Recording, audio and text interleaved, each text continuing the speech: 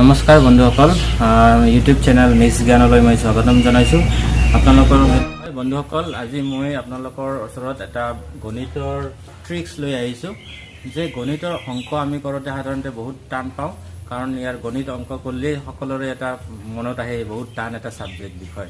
সেইকাৰণে মই আপোনালোকৰ ওচৰত এটা গণিতৰ যাদু বুলি হ'ব, মেথছ ট্ৰিক্স অতি সহজে কেনেকৈ আমি অংকবিলাক সমাধান কৰিব পাৰোঁ, তাৰ বাবে আজি মই আপোনালোকক শিকাম যে স্কুৱেৰ কেনেকৈ কৰিব পাৰি।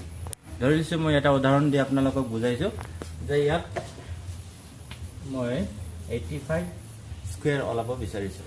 যে 85 স্কুৱেৰ আপোনালোকে কেনেকৈ কৰিব। সাধাৰণতে আপোনালোকে 85 পূৰণ কৰি 85 × 85 পূৰণ কৰি আমি 85 স্কুৱেৰটো ওলাওঁ। কিন্তু মই আপোনালোকক এনেকুৱা এটা ট্ৰিক্স শিকাই আছোঁ, যাৰ জৰিয়তে আমি কোনো ইয়াত অংকটো পূৰণ নকৰা কৰি চিধা ডাইৰেক্টলি আমি উত্তৰটো লিখিব পাৰোঁ। তো বোলক চাই লওক ভিডিঅ'টো। যে 85ৰ আমাৰ শেষৰ সংখ্যাটো আছে 5, সেইকাৰণে আমি 5 স্কুৱেৰ কৰিম। প্ৰথমতে 5 × 5 25, আৰু এই 25টো শেষত লিখিব 25। আৰু এইবাৰ প্ৰথম সংখ্যাটো আছে 8, 8ৰ আমি 8ৰ লগত পূৰণ কৰিম 8ৰ নেক্সট নম্বৰটো। 8ৰ পিছত আহে 9, সেইকাৰণে 8 9 × 72 আমি লিখিব লাগিব। এই 72টো প্ৰথমতে লিখি দিওঁ। হৈ গ'ল, আমি পালোঁ যে 85ৰ স্কুৱেৰ হ'ল 7225। এইদৰে আমি আৰু কেইটামান উদাহৰণ দি আমি বুজিবলৈ চেষ্টা কৰিম যে কেনেকৈ যে অতি সহজে এই স্কুৱেৰটো কৰিব পাৰি। তাৰ মই ধৰি লৈছোঁ, উদাহৰণ লৈছোঁ 35 স্কুৱেৰ কৰিব লাগে। তেতিয়াহ'লে 5 স্কুৱেৰ 25, 5 × 5, 3 পিছৰ সংখ্যাটো হ'ল 4, 3 4 × 12। এনেকৈ ধৰি লৈছোঁ আমি 65ৰ স্কুৱেৰ কৰিব লাগে। 65 হ'লে 5 × 5 25, 6ৰ পিছত আহে 7, 6 7 × 42। এনেকৈ ধৰি লৈছোঁ আমি 85টো কৰিছোঁ। 95 স্কুৱেৰ কৰিব লাগে। 95ৰ হ'ব 5 × 5 25, 9ৰ পিছত আহে 10, 9 10 × 90। এনেকৈ আমি যিকোনো সংখ্যা শেষত 5 থকা সংখ্যাৰ আমি স্কুৱেৰ কৰিব লাগিলে এই পদ্ধতিৰে আপোনালোকে অতি সহজে সমাধান কৰিব পাৰিব। এইদৰে বন্ধুসকল, যদি আমি বেলেগ সংখ্যা 1তকৈ কম সংখ্যা আমি ইয়াৰ স্কুৱেৰ ওলাব লাগিলে, তাৰ কাৰণে আপোনালোকে চাওক, মই ইয়াত উদাহৰণ দি লিখিছোঁ, মই কৰি দেখাইছোঁ যে মই ধৰি লৈছোঁ 96 লৈছোঁ, 1তকৈ কম। এই সংখ্যাটোৰ আমি বৰ্গ স্কুৱেৰ কেনেকৈ ওলাম। যে 96 1তকৈ কিমান কম? 100 - 96 কিমান কম? আমি পালোঁ 4 কম। 4 কম, সেইকাৰণে 4 স্কুৱেৰটো ওলাওক আপোনালোকে। 4 × 4 16 ইয়াতে লিখি লওক শেষত। নেক্সট 96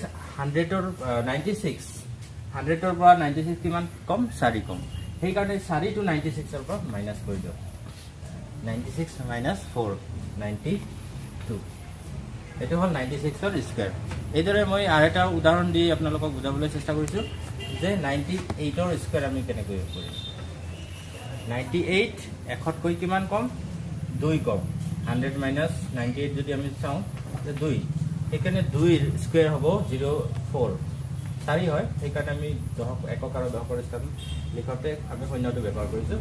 নেক্সট 98, 100ৰ পৰা 98 2 কম, সেইকাৰণে ইয়াত 2টো মাইনাছ কৰি দিয়ক, -2, 98 - 2 96 হয়। বন্ধুসকল, এইদৰে আপোনালোকে অতি সহজে 100তকৈ কম থকা সংখ্যাবিলাক অতি সহজে বৰ্গ স্কুৱেৰ ওলাব পাৰিব।